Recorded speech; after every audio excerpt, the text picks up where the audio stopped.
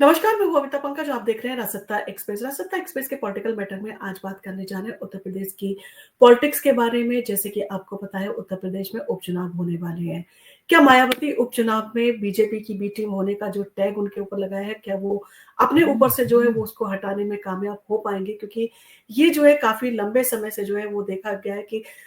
जो मायावती हैं वो अपना जिस तरह से प्रचार प्रसार कर रही है, तो उन सारी चीजों में कहीं न कहीं पार्टी जो है एक ठंडी पार्टी के रूप में जो दिखाई दे रही है। ना तो उसका प्रचार ही उस लेवल से हो पा रहा है जिस प्रचार के लिए मायावती जानी जाती थी।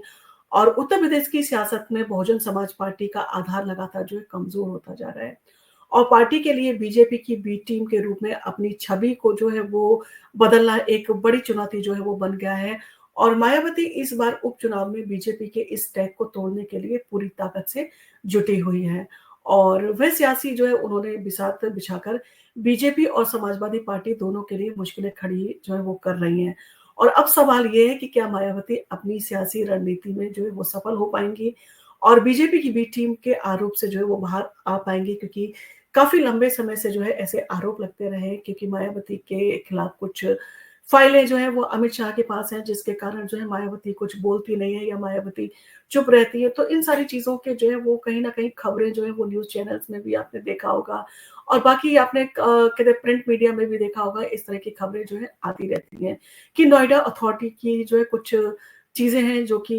शायद अमित शाह के पास में है। इस तरह की चीजें जो है कई बार आपने देखा होगा न्यूज में, काफी बार जो इन सारी चीजों को उठाया भी गया है। और मायावती का जो है अपनी पार्टी के लिए प्रचार ना करना, जिस एग्रेशन के साथ में वो प्रचार करती थी, जिस जोश के लिए वो जानी जाती थी, वो कहीं जो है वो एक तरह से ठंडा नजर आता है काफी चुनावों में। और आपने देखा होगा लोकसभा चुनाव में भी उनकी पार्टी ने जो है वो शून्य जीत जो है हासिल की, यानी कि उनका परफॉर्मेंस जो है वो शून्य रहा था। अब ऐसे में मायावती के लिए जो है एक बड़ी चुनौती है कि उपचुनाव में जो है वो जीत हासिल कर अपने अस्तित्व को और अपने पार्टी के अस्तित्व को बचाने में कामयाब रहे। और बसपा प्रमुख मायावती के लिए उपचुनावों में जीत केवल सीटों पर कब्जा करने का मसला नहीं है, बल्कि ये 14 साल बाद उपचुनाव में अपनी वापसी और पार्टी की सियासी ताकत को फिर से साबित करने का मौका भी है। और लोकसभा चुनाव में बसपा जो थी वो शून्य पर सिमट गई थी, और अब मायावती को जो उपचुनावों में अपनी पार्टी का खाता खोलने के साथ साथ दलित वोट बैंक को भी जो है एकजुट करना उनके लिए बड़ी चुनौती बन गया है। क्योंकि इस बीच जो था दलित वोट बैंक आपने देखा होगा, कुछ समाजवादी पार्टी में, कुछ कांग्रेस में और कुछ भारतीय जनता पार्टी के लिए एक बड़ी चुनौती है। क्योंकि वो अपने दलित वोट बैंक के लिए जो है वो जानी जाती थी, और ये ऐसा कहा जाता था कि मायावती का दलित वोट बैंक जो है उनके साथ हमेशा रहता है, और वो जिसको कहें तो वो वोटर जो है वो उसको वोट देने के लिए तैयार होते हैं उस पार्टी के पक्ष में, जो है जिस पार्टी के पक्ष में जो है मायावती अगर उनसे बोलती हैं। तो इन सारी चीजों के साथ-साथ जो है भाजपा की मुश्किलें जो बढ़ गई हैं, और भाजपा को जो है अपना अस्तित्व साबित करना इस जो है वो उपचुनाव में बहुत बड़ी जो है वो चुनौती बना हुआ है। और ऐसे में मायावती जो है अपनी रणनीति और पुराने जो उनके पैतरे हैं उन सारी चीजों को जो है वापस इस्तेमाल करने के लिए जो है वो लग गई हैं पूरी जी-जान से, और सवर्ण उम्मीदवारों के जरिए जो वो सियासी गणित को जो उन्होंने उलझा दिया है। और मायावती ने इस बार उपचुनाव में सवर्ण और मुस्लिम दोनों समुदाय के उम्मीदवारों को टिकट देकर एक नया सियासी पैंतरा जो है वो खेला है। आपने देखा होगा उनके साथ में सतीश मिश्रा हमेशा से जुड़े रहे हैं, तो यानी कि एक ब्राह्मण जो था उनके साथ में था, जिसने उनकी सियासत को जो है काफी हद तक जो है बदल दिया था। और सतीश मिश्रा को जो है सीधे तौर पर मायावती की सफलता के लिए जो है जिम्मेदार माना जाता है, कि उनका श्रेय जो है हमेशा सतीश मिश्रा को जो है दिया जाता है। तो क्या इस बार सतीश मिश्रा जो है उसी रणनीति को वापस जो है रचने में कामयाब रहेंगे? और जिस तरह से वोटों का जो है वो जिस तरह से उन्होंने टिकट जो अपने दिए हैं और जिस तरह का उन्होंने सियासी पैंतरा खेला है, क्या ये सारी चीजें जो है वो बसपा की समाजवादी पार्टी और भारतीय जनता पार्टी के लिए एक बड़ी चुनौती बनने वाली है? और इन सारी चीजों के साथ मुस्लिम बहुल सीटों पर जहां पर सपा और अन्य दल मुस्लिम प्रत्याशी उतार रहे हैं, मायावती ने सवर्ण उम्मीदवार को मैदान में उतारा है, जिससे वोटों का बिखराव हो सकता है। और खासकर बीरापुर, कुंदरकी और कटेहरी जैसी सीटों पर जो है बसपा ने अपने उम्मीदवार जो है वो उतारकर समाजवादी पार्टी और बीजेपी दोनों के लिए जो है बड़ी चुनौती और समस्या जो है सीधे तौर पर खड़ी कर दी है। समाजवादी पार्टी के लिए मुस्लिम वोटों में बिखराव जो है एक बड़ी चुनौती जो है बन सकता है, क्योंकि समाजवादी पार्टी के लिए जो है मुस्लिम वोट बहुत इम्पोर्टेंट है और उससे जो है कई उनकी सीटें जो है सीधे तौर पर जो है वो निकलती नज़र आती हैं। अब ऐसे में अगर मुस्लिम वोट जो बटेगा, तो उससे सीधे तौर पर जो है समाजवादी पार्टी को जो है वो उसके ऊपर जो है वो सीधा असर पड़ने की उम्मीद है। और मीरापुर और कुंदर की सीट पर जो है समाजवादी पार्टी ने जो मुस्लिम उम्मीदवार उतारे हैं। जिससे जो है वो इन सारी चीज़ों के साथ-साथ जो है वो मीरापुर और कुंदर की सीट पर बासपा ने जो है वो अपने मुस्लिम उम्मीदवार जो है उतारे हैं, जिससे समाजवादी पार्टी को भी मुश्किलें आएँगी, क्योंकि वो भी मुस्लिम उम्मीदवार उस क्षेत्रों में जो है उतारते आ रहे हैं। मीरापुर में सपा के मुस्लिम प्रत्याशी सुब्बुल राणा के खिलाफ बासपा ने जो है वो शाह नज़र को मैदान में उतारा है। और इसी तरह कुंदरकी में सपा ने जो है हाजी रिजवान के खिलाफ जो है वो बासपा ने रफत उल्लाह को जो है वो टिकट दिया है और इन सीटों पर मुस्लिम वोटों का बंटवारा सपा के लिए एक बड़ा झटका जो है वो साबित हो सकता है और एक तरह से जो है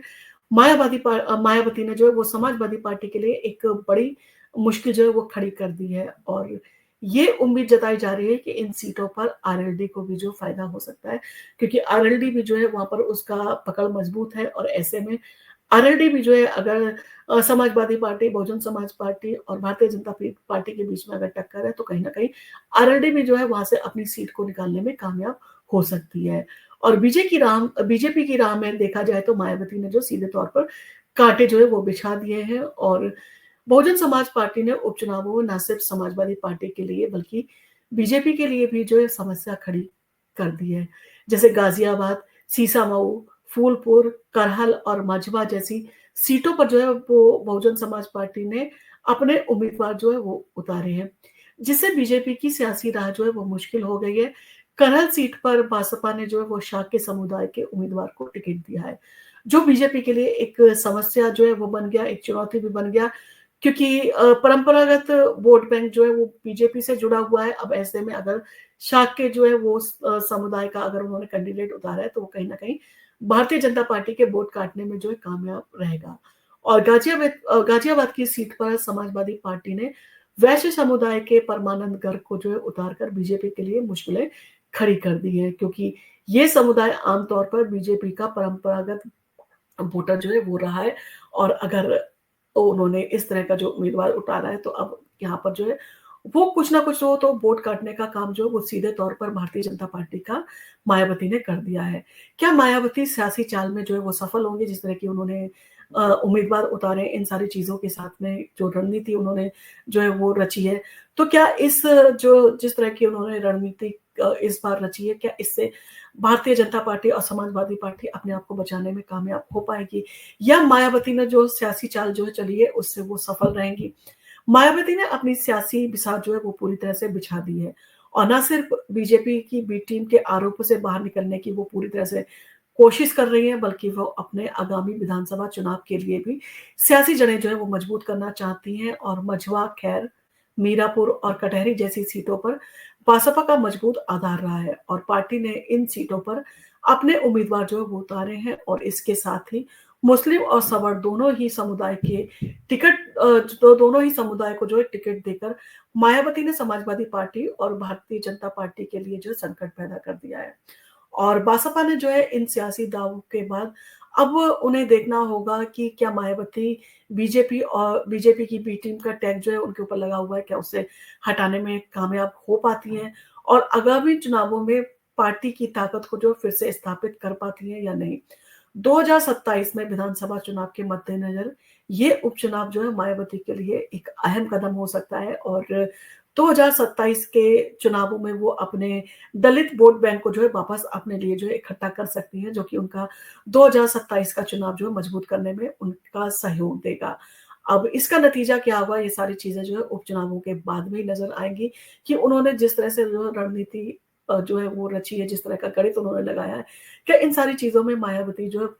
पुराने अपने पैतरों के साथ कामयाब हो पाती है या नहीं हो पाती है? मायावती का उपचुनाव में बीजेपी की बी टीम के टैग से बाहर निकलना, उनका जो सपना है वो क्या सच जो है साबित हो पाएगा? क्या वो इस टैग को हटाने में पूरी तरह से कामयाब हो पाएँगी? ये तो वक़्त ही बताएगा, लेकिन उनके इस सियासी खेल ने जो है यूपी की राजनीति में एक नया मोड़ जो है वो लाकर रख दिया है और कहीं न कहीं भारतीय जनता पार्टी और समाजवादी पार्टी दोनों का जो है वो इन सारी चीज़ों को लेकर जो है उन्होंने एक बड़ा जो है वो उन्होंने तगड़ी जो है चुनौती उनके सामने खड़ी कर दी है और एक बड़ा रण जो है वो रचने का काम पूरी तरह से मायावती ने किया है। जिस समझ और सूझबूझ के लिए वो जानी जाती हैं और जिस समझ और सूझबूझ के लिए सतीश मिश्रा जो है वो अब तक बहुजन समाज पार्टी को जो है वो मजबूत बनाने में लगे हुए थे। पिछले कुछ चुनावों में जो है वो ना तो सतीश मिश्रा जो है अपनी धार में जो है खरा उतर पाए और ना ही मायावती जिस तरह की रणनीति जो है रचती है उसमें ही कामयाब रही। कहीं न कहीं पार्टी जो है एक तरह से अलग-थलग कमज़ोर-सी जो है वो नज़र आई। हालाँकि भारतीय जनता पार्टी के खिलाफ वादी पार्टी के खिलाफ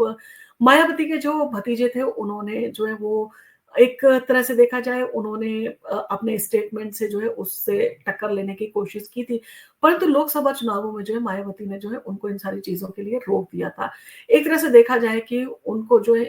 भारतीय जनता पार्टी के ऊपर कटाक्ष करने से, उसके खिलाफ बोलने से सीधे तौर पर मायावती ने जो है उनको रोक दिया था और उन्हें कुछ टाइम के लिए जो है पार्टी से ऐसा कहा जाता है कि सस्पेंड कर दिया गया था या कुछ टाइम के लिए उनसे कहा गया था कि वो शांत रहें, इस तरह का जो है चुनाव प्रचार ना करें। तो कहीं न कहीं बाकी पार्टियाँ जो इस तरह का आरोप लगाती हैं कि मायावती के ऊपर जो भारतीय जनता पार्टी का पूरी तरह से दबाव है और वो उस दबाव में अपना चुनाव प्रचार जो है नहीं कर रही हैं और इसके साथ ही साथ उन्होंने अपना दलित वोट बैंक जो था उसको भी कमज़ोर कर लिया है। वो इन दिनों में जो है वो आपने देखा होगा कई बार के चुनावों में जो उनका दलित वोट बैंक था, वो कुछ समाजवादी पार्टी के साथ, कुछ भारतीय जनता पार्टी के साथ और कुछ बाकी पार्टियों के साथ में जो है वो जाता हुआ साफ तौर पर नज़र आया है और इस बार के लोकसभा चुनाव में कांग्रेस और समाजवादी पार्टी के रुख जो था, उनकी ओर जो है वो दलित वोट बैंक जो पूरी तरह से उनकी तरफ जो है वो गया था, जिसके कारण जो है वो लोकसभा चुनाव में समाजवादी पार्टी की स्थिति पहले से बहुत बेहतर हुई थी। तो क्या इस स्थिति को जो लोकसभा चुनाव में अखिलेश यादव ने जो है अपनी स्थिति को मजबूत किया है? क्या इस स्थिति को चैलेंज करने के लिए मायावती जो है वो उनके पास में उस तरह की जो है वो रणनीति तैयार है? क्या वो अखिलेश यादव को इस बार के उपचुनाव में जो है वो चुनौती दे पाएँगी? क्या वो अपनी पार्टी के अस्तित्व को बचाने में कामयाब हो पाएँगी? क्या मायावती जो है उसी तरह से अपने बारों को जो है वो धारदार कर पाएँगी जिसके लिए वो जानी जाती हैं, जिस दबंग तरीके से वो अपना प्रचार-प्रसार करती थी, जिस तरह से वो अपना जो है वो चुनाव की रणनीति रचती थी और जिस तरह से वो जो है अपने वोट बैंक को जो है वो साधने में कामयाब रहती थी। तो क्या इस बार के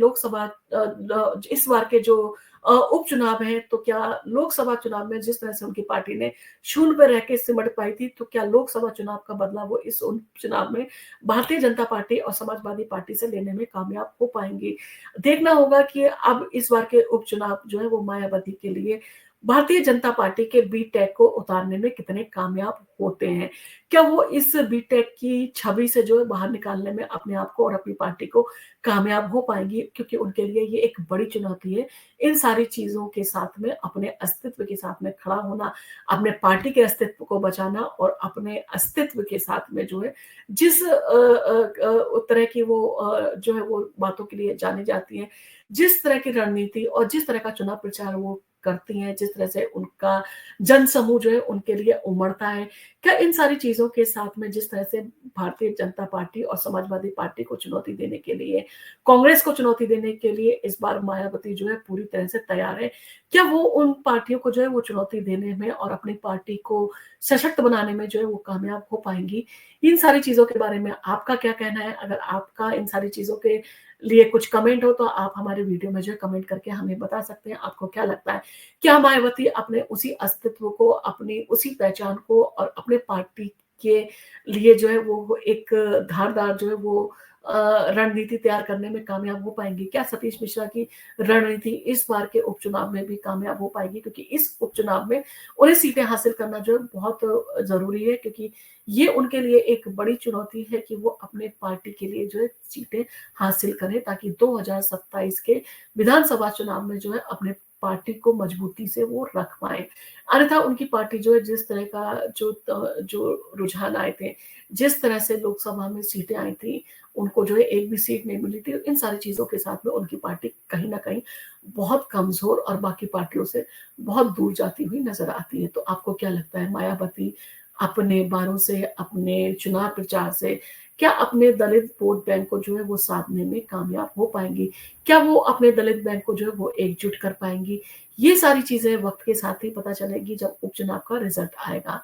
आपका इन सारी चीज़ों के बारे में जो भी कमेंट हो आप करके बताइए और आपको अगर हमारा वीडियो पसंद आया तो आप इसको लाइक कीजिए, शेयर कीजिए। अपने फ्रेंड और फैमिली के साथ में आप इसको शेयर भी कर सकते हैं और इन सारी चीज़ों के साथ में बने रहिए आप रासत्ता एक्सप्रेस के साथ। हम आपके लिए इसी तरह के वीडियो लेके आते रहेंगे। धन्यवाद।